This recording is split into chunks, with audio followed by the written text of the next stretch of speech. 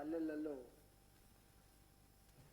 వరి ధాన్యం రోడ్ల మీద కల్లాలలో ఎండకు ఎండి వర్షానికి తడిసి రైతులు కళ్ళల్లో కన్నీళ్లు తప్ప దిగాలు తప్ప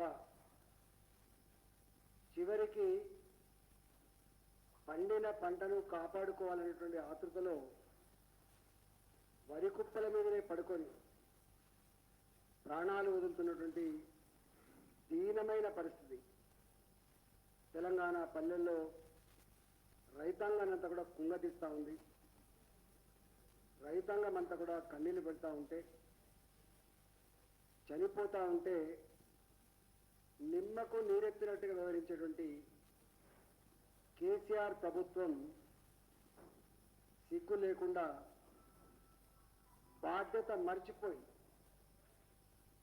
ఏ ప్రభుత్వం అయితే కర్తవ్యాన్ని నిర్వహించానో, సమస్యను పరిష్కరించానో, రైతాంగం ఎదుర్కొంటున్నటువంటి బాధల్ని పరిష్కరించానో వాటి గాలి కొదిలేసి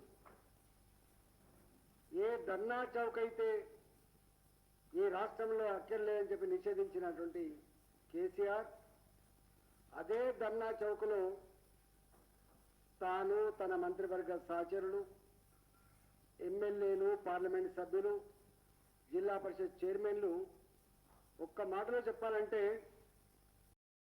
తన రాజకీయ శక్తినంతా కూడా కూడబెట్టుకొని ధర్నా నిర్వహించి తన వైఫల్యాన్ని కేంద్రం మీద రుద్దే ప్రయత్నం చేస్తూ ఉన్నాడు. తను వాడిన భాష, తాను హెచ్చరిస్తున్న తీరు అత్యంత జుగుప్సాకరంగా పరిపాలనలో కొనసాగే వాళ్ళు, రాజ్యాంగం మీద ప్రమాణం చేసి రాష్ట్రాలను పాలించే వాళ్ళు మా కాదని చెప్పి తెలంగాణ సమాజం ఇవాళ అసహించుకుంటా ఉంది. ఇవాళ 45 రోజులుగా కొనకపోవడం వల్ల రంగు మారిపోయి మొలకలు వచ్చి ఇబ్బంది పడమే కాకుండా ట్రాన్స్పోర్ట్ సిస్టమ్ కూడా గతంలాగా కాంట్రాక్ట్కి ఇవ్వకుండా రైతులే వాళ్ళంతా వాళ్ళు ట్రాక్టర్లు తీసుకుపోవాలని చెప్పి హుకుం జారీ చేస్తే ఒక్కొక్క ట్రాక్టర్ 2 days 3 days అన్లోడ్ కాకుండా ఇబ్బంది పడుతున్న తీరు,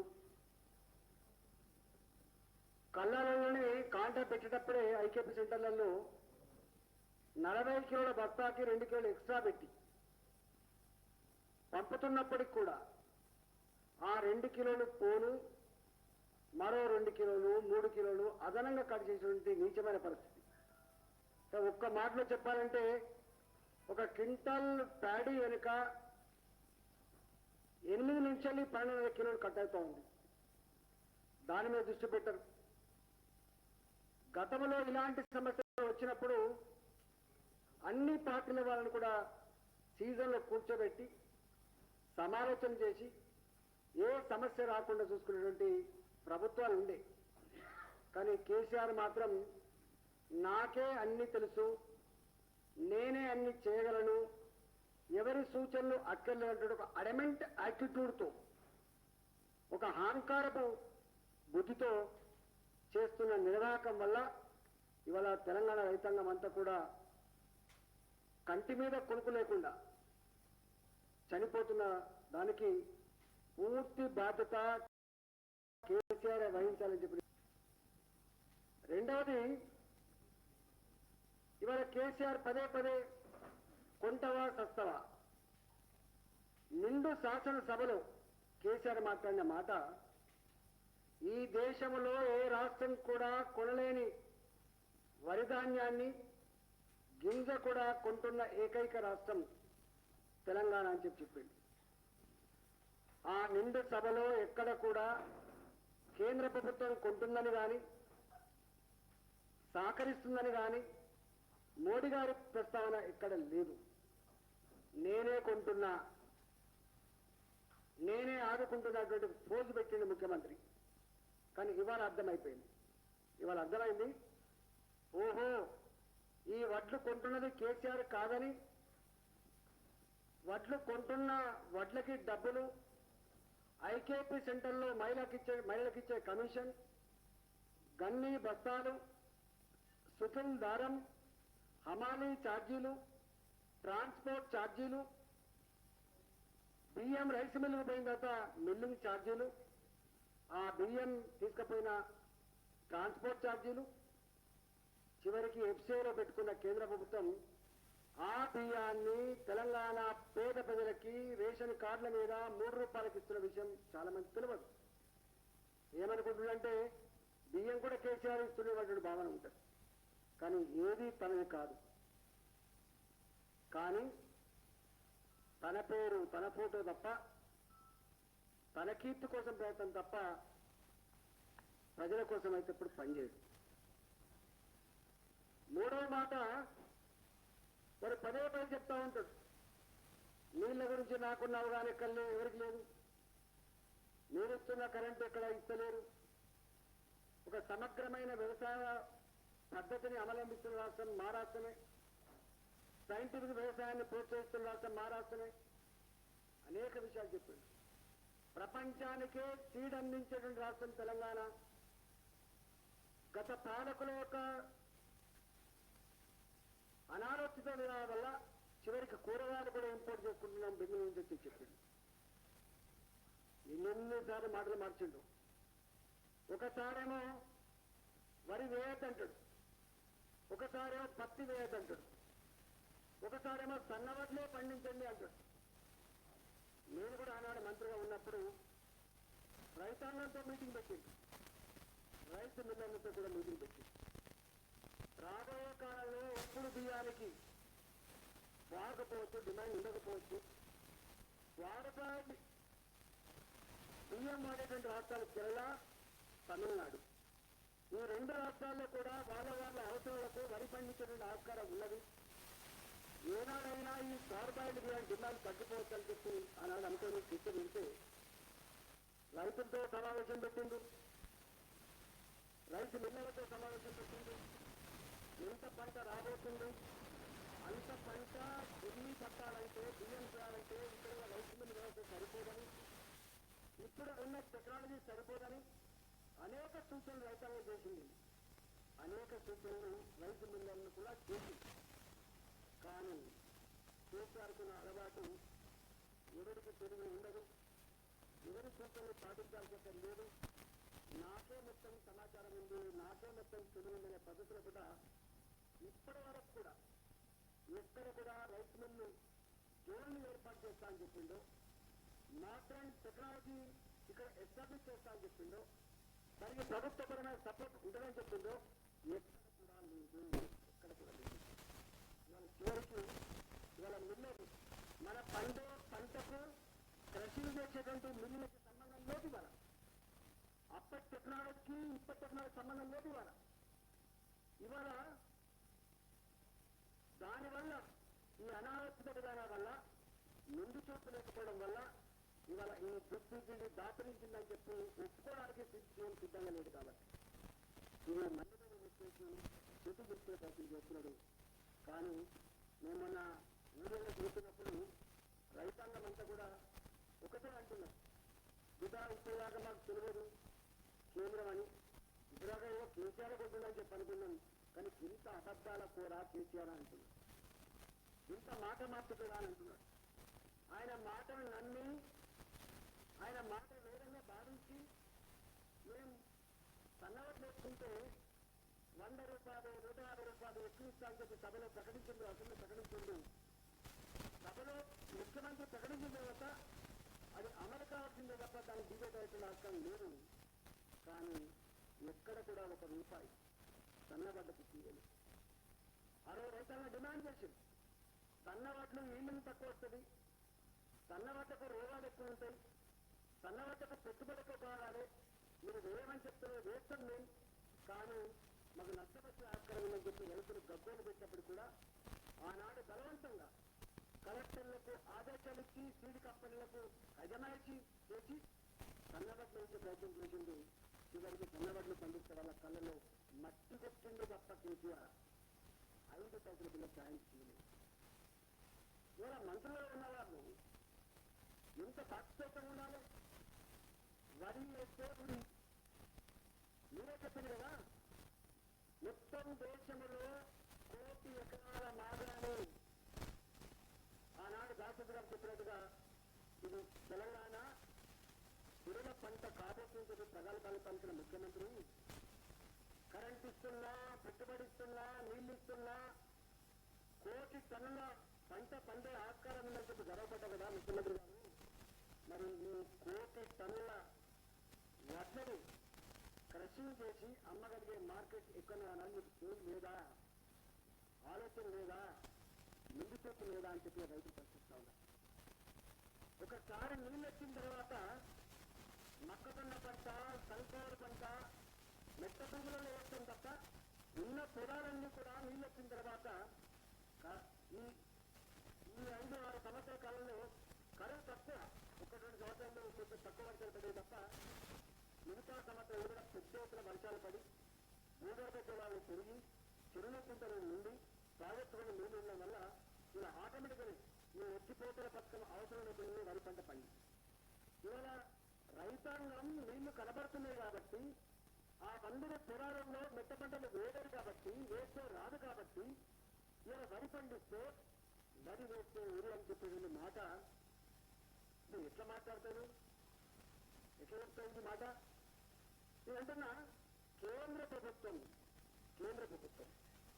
మీరు ఏ రిపోర్ట్ అయితే ఇచ్చిందో వర్షాకాలంలో ఇంత ఏరియా సోన్ ఉంది, ఇంత పంట చేతికొచ్చే ఆస్కారం ఉంది, 40 లక్షల మెట్టాల బియ్యం కాకపోతే ఎక్కువైనా మేము కొంతమంది చెప్పిన తర్వాత అక్కడితో ఆ సమస్య ఎండవుతుంది. వర్షాకాలం రైతాంగానికి సమస్య రావచ్చు, కానీ డ్రామా ఆడుతున్నారు. ఇవాళ హుజరాబాద్లో 100 కోట్ల రూపాయల అక్రమ నిధులు ఖర్చు పెట్టి మద్యం ఏరలై పారించి ఎలక్షన్ టైంలో ఇవ్వకూడని జీవోలు, ప్రలోభాల జీవోలు, గుళ్లకు జీవోలు, కమ్యూనిటీ హాళ్లకు జీవోలు, పనులకు జీవోలు, కొనుగోళ్లకు జీవోలు, చివరికి దత్తబంధు స్కీమ్ కూడా జీవోలు ఇచ్చి 1,000 కోట్ల రూపాయలు ఖర్చు పెట్టినప్పటికీ చివరికి ముసలి వాళ్లకు, హ్యాండిక్యాప్డ్ వాళ్ళకి మీరు బీజేపీకి ఓటు వేస్తే మీకు పెన్షన్ రావాలని బోధించిన, రైతాంగానికి మీటర్లు వస్తాయంటే బోధించిన, కుమరవేత్తల జాతర నుంచి మీరు లబ్ధులు కంకణాలు తీసుకుపోయి ఒక్కొక్క కుటుంబం చేతులు పెట్టి తెల్ల బట్టలు పసుపు ఉన్నప్పుడు సమానం చేయించిన, ఇంత చిన్నల వేషాలు చేసిన, ప్రతి మనిషిని కౌన్సిల్ చేసి ప్రతి కుటుంబాన్ని భయభరంగా గురి చేసి చివరికి ఈ దేశ ప్రజాస్వామ్యమే అసహించుకునే పద్ధతిలో ఒక్కొక్క ఓటుకి 6,000 నుంచి 15,000 రూపాయలు 20,000 రూపాయలు ఇచ్చినప్పటికీ సుదూర ప్రాంతాల్లో ఉన్న వాళ్ళకు కూడా బస్సులో ఫ్లైట్ ఛార్జీలు ఇచ్చినప్పటికీ కూడా తెలంగాణ ప్రజలు కేసీఆర్ మోసాన్ని కనుక విడగొట్టకపోతే, కేసీఆర్ దుర్మార్గాలు ఆగిపోవాలంటే మోసంతో యావత్ తెలంగాణ ప్రజానికం కానీ దేశంలో ఉన్న ప్రజాస్వామిక నాయకులు కానీ హుజరాబాద్లో ఏం జరగబోతుందని చెప్పి వ్యాఖ్య చేస్తాను. కాబట్టి ఆ ప్రజాస్వామ్యాన్ని కాంక్షించే వాళ్లకు, మేధావి వర్గానికి, రాజకీయ పార్టీలకు, తెలంగాణ ప్రజలు ఎదురుచొస్తున్న ఆత్మగౌరవానికి మద్దతు వాళ్ళు నిలబెట్టాలని చెప్పి ఇవాళ గొప్ప తీర్పునిచ్చి కేసీఆర్ చెంప చెల్లు అనిపించింది. దాంతో తిన్నగిరిగిపోయి ప్రెస్ మీట్లు ప్రగతి భవన్ నుంచి బయటకు వచ్చిండ్రు, ఫామ్ హౌస్ నుంచి బయటకు వచ్చిండ్రు, ప్రెస్ మీట్లు, గంట ప్రెస్ మీటు, గంటన్నర ప్రెస్ మీటు, 2 గంటల ప్రెస్ మీటు. మనిషిని చంపితే 6 ముక్కలు అవుతాయి, 4 ముక్కలు అవుతాయి. మరి ఆయన ఈ రాష్ట్రానికి ముఖ్యమంత్రి లేకపోతే గుండాగిరి చేస్తుందా? ఈ రాష్ట్రంలో ప్రజాస్వామ్యం ఉందా? రాష్ట్రంలో రాజరికం ఉందా? ఇవాళ తెలంగాణ ప్రజలందరూ కూడా ముక్కు మీద వేసుకుంటున్నారు. ఇవాళ మీరు హుజరాబాద్ ఫలితం తర్వాత డైవర్ట్ చేయాలని ఈ డ్రామా అంతా ఆడుతున్నట్టుగా ప్రజలు గ్రహిస్తా ఉన్నారు. మీరు ఎన్ని డ్రామాలు ఆడినా 2వ తారీఖు నాడు తెలంగాణ దీపావళి 4వ తారీఖున జరిగింది పండుగ పరంగా, కానీ అసలైన దీపావళి బాంబులు కాల్చని గ్రామాలు లేవు. ఈ భూప్రపంచం మీద ఎంతమంది అయితే తెలుగు వాళ్ళు ఉన్నారో అందరికందరూ పండుగ చేసుకున్న రోజు. తెలంగాణ ముఖ్యమంత్రి కేసీఆర్ అహంకారాన్ని బొందపెట్టిన రోజు అని చెప్పి ఒక నరకాసుర లెక్క వాళ్ళు భావించుకొని పండుగ చేసుకున్నారు. ఇవాళ దాన్ని మీరు ఎంత చేసినా డైవర్ట్ చేసే ఆస్కారం లేదు. నేను ఇప్పటికైనా ఒకటే కోరుతున్నా, మీరు రైతాంగానికి అనేక రకాల మాటలు చెప్పారు, వాటిని అమలు చేసే ప్రయత్నం చేయి. ఒక రైతు బంధు ఇచ్చి రైతాంగానికి రావాల్సినటువంటి ఇన్పుట్ సబ్సిడీ, రైతాంగానికి రైతుల పంటకి ప్రమాదం ఏర్పడ్డప్పుడు ఇచ్చేటువంటి ఫసల్ బీమా ఇవాళ 513 కోట్ల రూపాయలు రిలీజ్ చేయాలి. మీ 513 కోట్ల రూపాయలు రిలీజ్ అయితే 960 కోట్ల రూపాయలు రైతాంగానికి వస్తాయి. కానీ 2 సంవత్సరాలుగా నీవు ఆ ఫసల్ బీమాకు నీ వాటా కట్టగా రైతాంగం కళ్ళలో మట్టి కొట్టినటువంటి ముఖ్యమంత్రి నువ్వు రైతు బంధువు కాదు, నువ్వు రైతు ద్వేషివి, రైతు వ్యతిరేకివి. రెండవది, ఇవాళ ఒక్క రైతు బంధు ఇచ్చి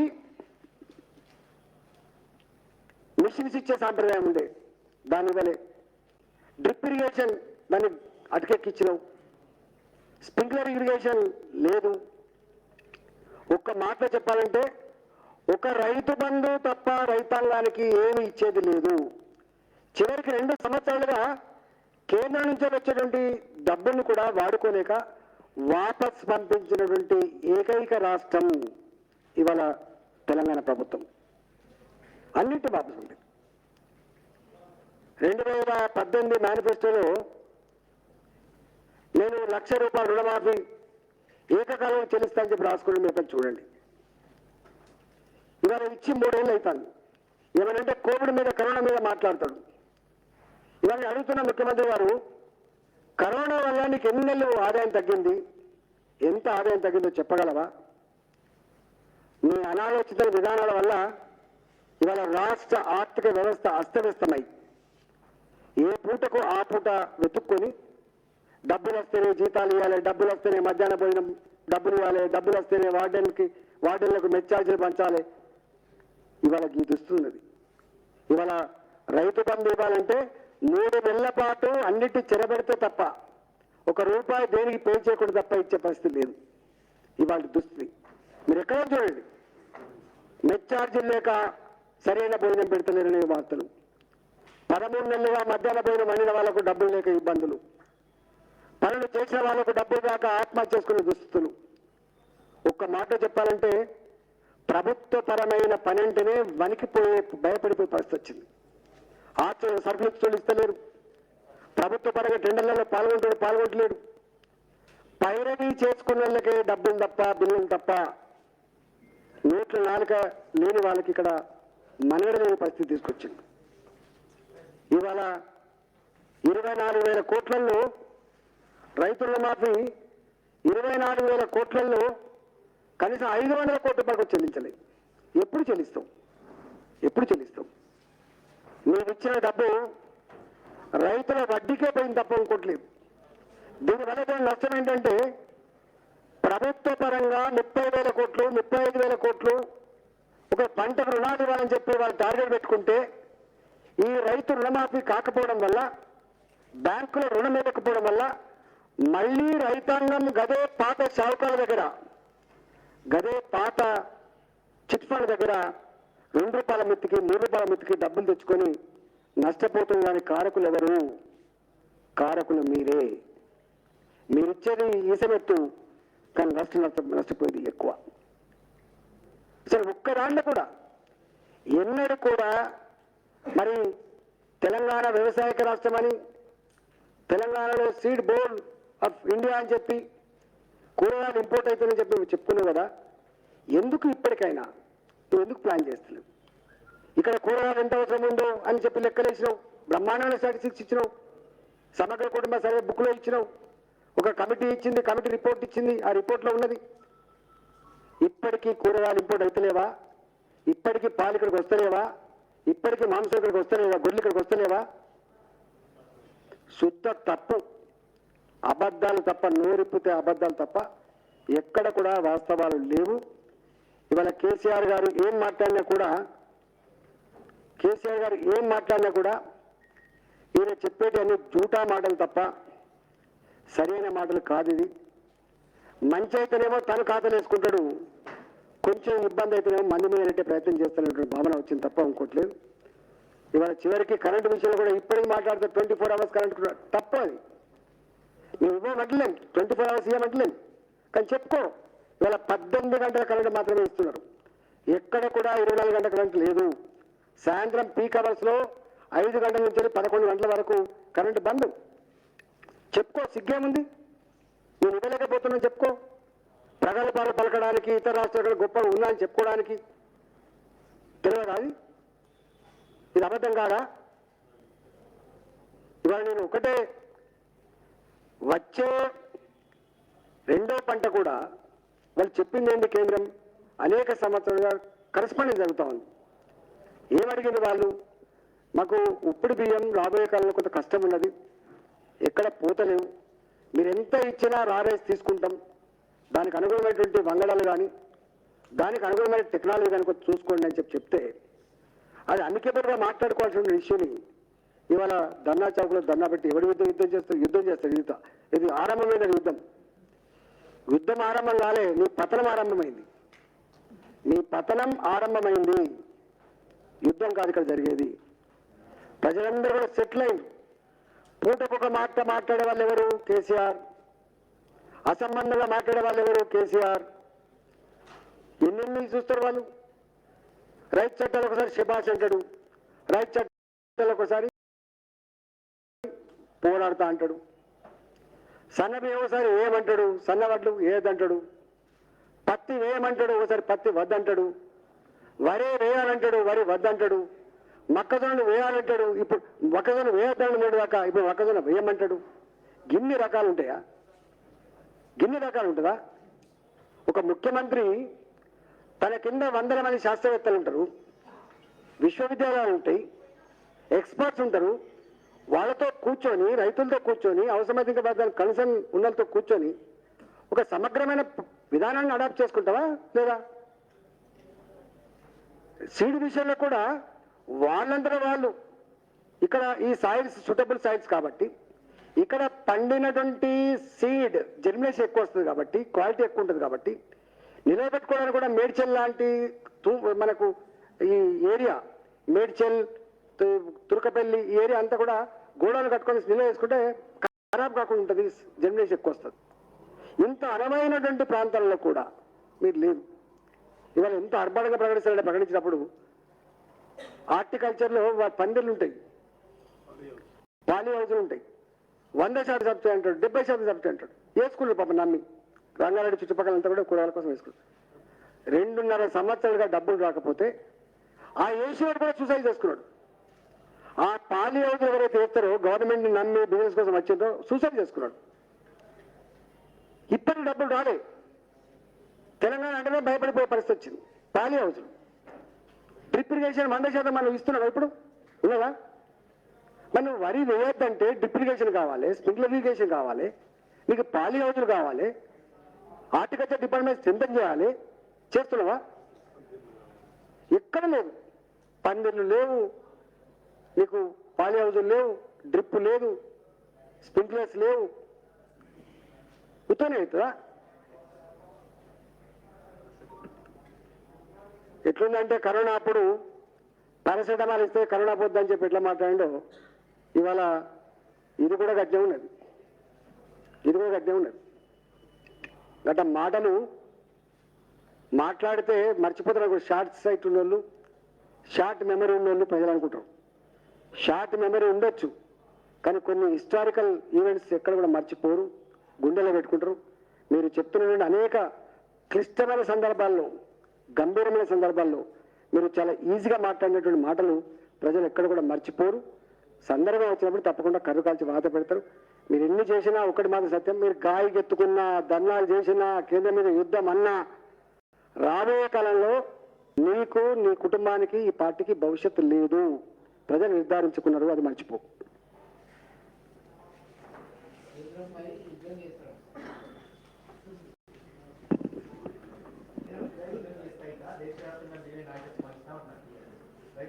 గతంలో కూడా చెప్పింది ఈ మాట.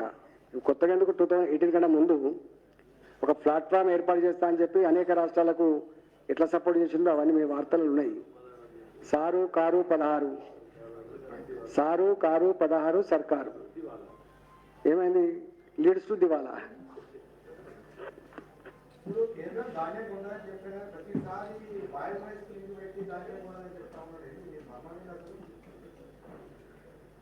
వారికి ఇప్పుడు ఈ హుజరాబాద్ ఫలితం తర్వాత పార్టీలో చాలా మంది పుల్లుల ఆలోచన పడ్డారు. వాళ్ళ ఎమ్మెల్యేలు కావచ్చు, వాళ్ళ నాయకులు కావచ్చు, అంత పుల్లు ఆలోచన పడ్డారు. ఇవాళ ఒక్క మాట బాయ్ సార్, ఒక్క ఎంపీటీసీ గౌరవం లేదు, ₹1 ఫండ్ లేదు, ఒక్క ఎంపీపీకి ఫండ్ లేదు, గౌరవం లేదు, జెడ్పీటీసీకి ఫండ్ లేదు, గౌరవం లేదు. ఈ 2.5 సంవత్సరాలుగా నేను మా ఎమ్మెల్యేలు అడుగుతున్నా, గుండెల మీద చేసుకొని చెప్పండి, ఏసీడీపీ నిధులు కూడా లేవు, ఏసీడీపీ నిధులు కూడా లేవు. ఎక్కడ బై ఎలక్షన్లతో గక్కడ సిమెంట్ రోడ్లు, గక్కడ డ్రైనేజీలు, గక్కడ కోళ్ళ సంఘాల భవనాలు, గక్కడ డెవలప్మెంట్ తప్ప ఎక్కడ లేవు.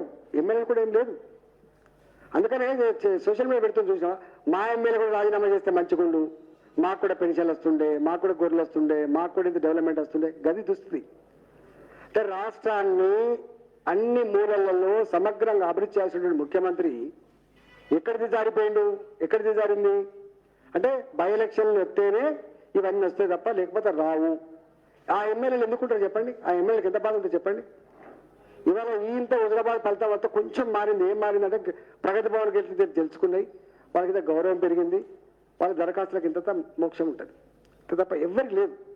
ఇలా ప్రతి ఒక్కరు కూడా ఎందుకు గెలిచినా అని చెప్పి బాధపడుతున్నారు. గుర్తుపెట్టుకోండి, ఎవరు ఏ స్థాయిలో సర్పంచ్ కావచ్చు, ఎంపీ, కేంద్రం ఇచ్చేటువంటి ఆ నిధులు ఏవైతున్నాయో, వాళ్ళకి రావాల్సిన నిధులు ఏవైతున్నాయో పర్ క్యాపిటా సప్లాన్ నిధులు, వాటికి తోడుగా వీళ్ళు సగం జోడించి గా నిధులు తప్ప ఎక్కడ లేవు. గ్రామాలలో కట్టినటువంటి రైతు భవనాలు కానీ, రైతు వేదికలు కానీ, గ్రామ పంచాయతీ బిల్డింగ్స్ కానీ, తడి చెత్త పొడి చెత్త కానీ, వైకుంఠ ధామాలు కానీ, పెట్టే చెట్లు కానీ, గ్రేవీ కానీ, ఇవన్నీ కూడా కేంద్ర ప్రభుత్వం ఇచ్చినటువంటి ఆ ఉపాధి హామీ పనుల పైసలు ఒకటి, వీటి తప్ప ఎక్కడ లేవు. డబ్బులు లేవు. ఇవాళ మీరు రైతు బంధు రొటీన్ ప్రోగ్రామ్ బడ్జెట్లో పెట్టుకున్నాం. మరి ఇక 3 నెలలు ఆపుతారు. ఇక మీరు ఎవరైనా అడగండి, మీరు హాస్టల్లో సోషల్ వెల్ఫేర్ హాస్టల్ పోయి అడగండి, డబ్బులు వస్తున్నాయి తెలుస్తుంది. రెసిడెన్షియల్ స్కూల్లో పోయి అడగండి, పాల డబ్బులు వస్తున్నాయి మీకు తెలుస్తుంది. భోజన సక్క పెడుతున్నా తెలుస్తుంది, గుడ్డు ఉన్నాయో తెలుస్తుంది, చికెన్ పెడుతున్నా తెలుస్తుంది. జీతాలు లేవు. నేను చెప్పేది మీరు తెలుసుకోండి. మధ్యాహ్నం భోజనం వండే వాళ్ళకి 8 రోజుల నుంచి పైసలు వస్తలేవు. హాస్టల్ సర్వీస్ అప్లై చేసే వాళ్ళకి 8 రోజుల నుంచి డబ్బులు వస్తలేవు. పాల బిల్లులు ఎప్పటి నుంచి పెండింగ్ ఉన్నాయి. ఇవన్నీ తెలుసుకోండి. మీరు ఆయన అక్కడ కూర్చోవాలి అనుకుంటే ఇచ్చే ఉంటుంది గవర్నమెంట్ అనుకుంటారు. ఇప్పుడు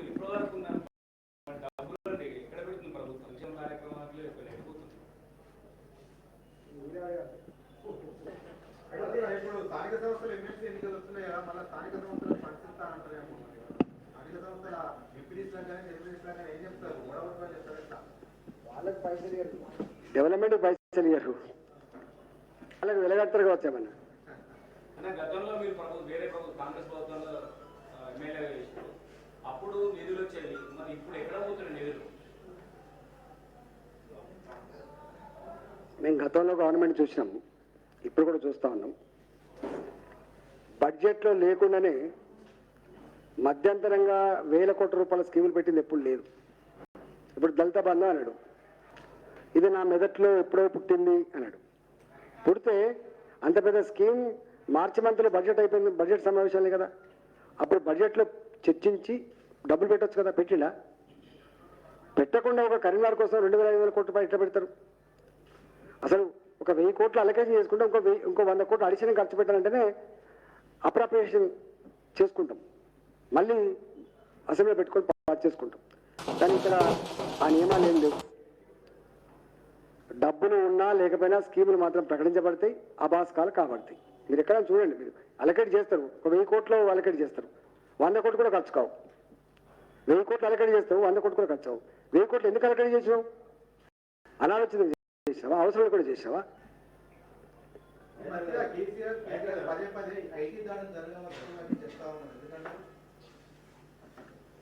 ఇవాళ వాస్తవంగా వాళ్ళలాగా పర్సనల్గా వేధించాలనుకుంటే చాలా ఉంటాయి, కానీ అట్లాంటి పని కేంద్రం చేయదు. ఎప్పుడు కూడా చట్టబద్ధంగా వాళ్ళు పనిచేస్తారు తప్ప వీళ్ళ లెక్క వ్యక్తులను అణచివేయాలి అని చెప్పి కక్షపూరితమైన దగ్గర కేంద్రానికి ఉండదు.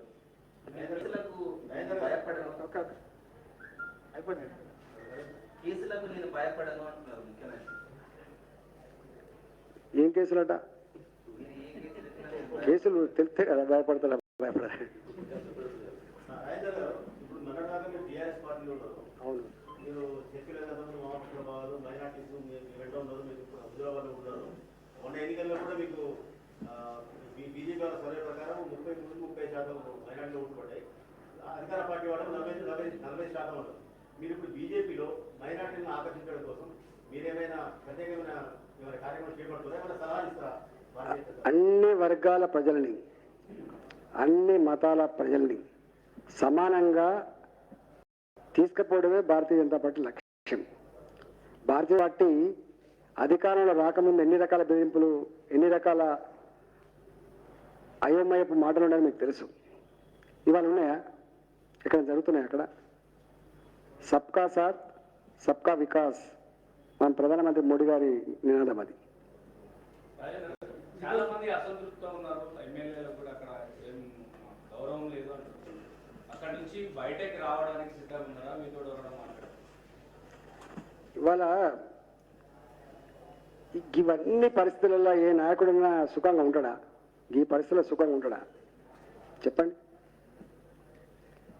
అండర్స్ట్లో ఉంటారు, బాధలో ఉంటారు, సందర్భం వచ్చినప్పుడు బయటకు వస్తారు.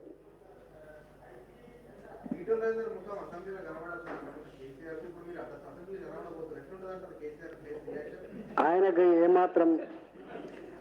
ఏమాత్రం ఉన్నా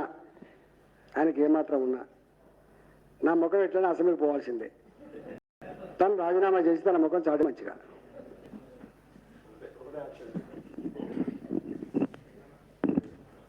ఓకే, అందరికీ ధన్యవాదాలు.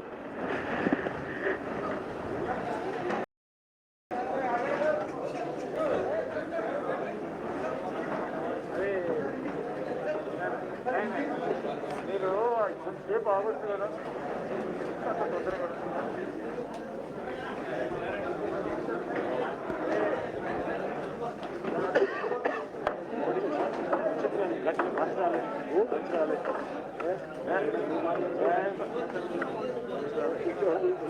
అరే